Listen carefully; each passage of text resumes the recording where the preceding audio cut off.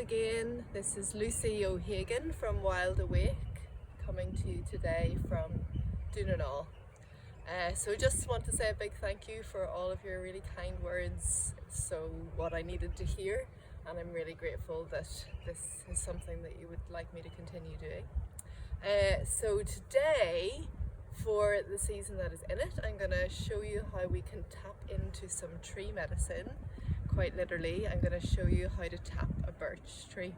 So yeah, we have so much free time at the moment, and usually when this time of year comes around I don't have any free time, so I'm really enjoying getting some time to spend with the birch herself. So I have a gorgeous birch tree behind me here. So how would we identify a birch tree? So usually this gorgeous white bark that peels and has these stripes across it, so those are the lenticels. Birch tree, you'll find it quite often in like parks. People will plant it in their gardens quite a lot, and it is a tree that we find in the wild. So birch beha is what's known as a colonizer tree. So it's the first tree that would have moved onto the land after the Ice Age, along with juniper and Scots pine and then hazel. So really beautiful tree, so much folklore and stories associated with it. And beginning about the end of February time, right up until the spring equinox, which is happening on Sunday this year, we can tap the birch tree for its sap. So over the winter, all of the sugars are trapped in the roots in the form of starches, and then as the days grow brighter and longer and warmer, those starches are released from the roots and then begin to travel all through the tree, diluted with water. So it's flowing up and down the trunk of the tree and the xylem and the phloem, and also all through the branches right out to the tips, and it's that which will give the tree the energy to open its leaves.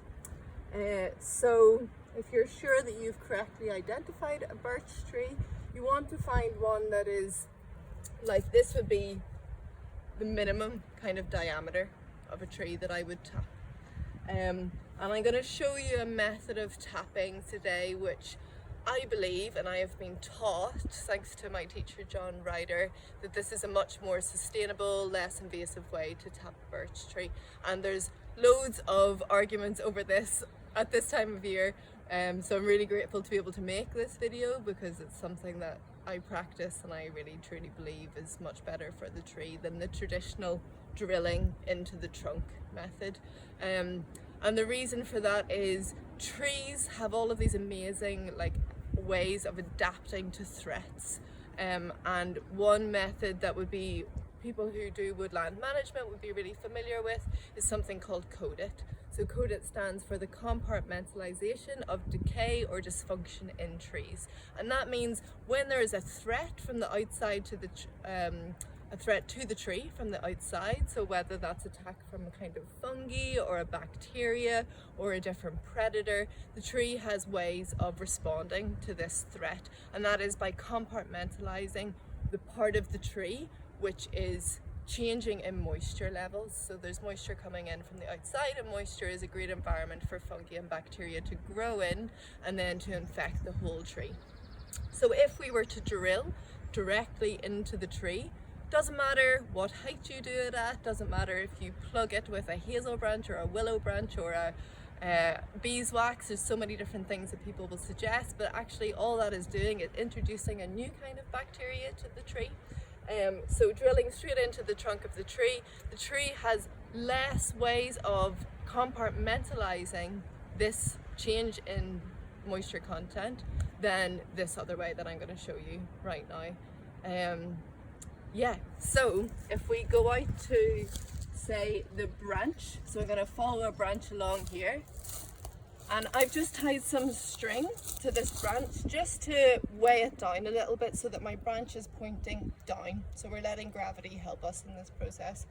And I would choose a branch that is probably no less than, I have quite a wee thumb, so no less than maybe twice the thickness of my thumb. thereabouts. You don't want to be doing a really tiny branch. It will work, but you just won't get as much sap. So I'm going to take my secateurs, and you would not use secateurs for this ideally, because you shouldn't cut anything larger than a pencil size with your secateurs. But since I am quarantined without my loppers, this is what I'm going to use.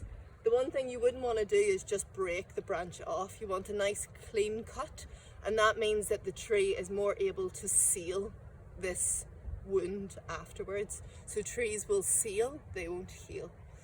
So as we cut into the branch here, you'll notice that at the branch collars there's these little lumps. So these are called branch collars, and you're probably really familiar with them when you look at a tree that has lost a branch. So if we come back to the trunk of the tree, this is a branch collar. So it's basically where the fibers are all tangled around. And if a tree, this is a good example, if a tree gets cut at the end, it will compartmentalise this whole stick and seal it off, so that when the decay can't go any further than this branch collar. So we're going to take advantage of that defence mechanism when we're tapping the tree here. So I'm just cutting ahead of where I've tied in a diagonal way. And you'll see the first drops emerging. It's amazing. So if we just think for a moment and give thanks to this amazing sugary water which has travelled throughout the whole tree. It's been locked down in the roots all through the winter and now is emerging with the springtime. And yeah, the birch water itself has loads of like medicinal properties. So it's really full of antioxidants, which are fantastic for your immune system. It's really high in minerals, and it's also like coconut water, very hydrating, yeah, just a great thing to be drinking at this time of year. So the taste is quite similar to coconut water, quite a sugary taste from the xylitol. And what you can do with it is just drink it straight from the tree and gather it, or you can boil it down to create a syrup. It's not as productive as maple syrup, but like about 10 litres of sap will get you 1 litre of syrup. So I'm just going to show you what I like to do. It's a really simple way. So I just take a bottle, put it directly onto the tree,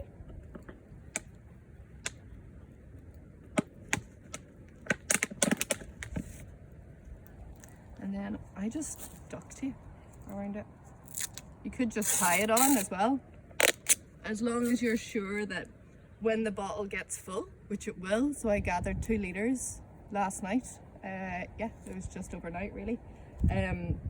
That the weight of the liquid isn't going to pull the bottle off the branch. So that's why I put duct tape on. But if you're really sure of your knots, then just stick a good knot on to hold it in place.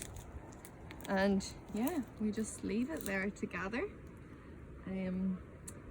And once you've gathered enough that you would like, you can preserve it by freezing it or by reducing it down into a syrup. Or you can just drink it and put some delicious cleavers in with it as well. And I'll probably go over cleavers at another point too. There's so much can be done. So take advantage of this time when the sap is rising and go out and find a birch tree and practice this.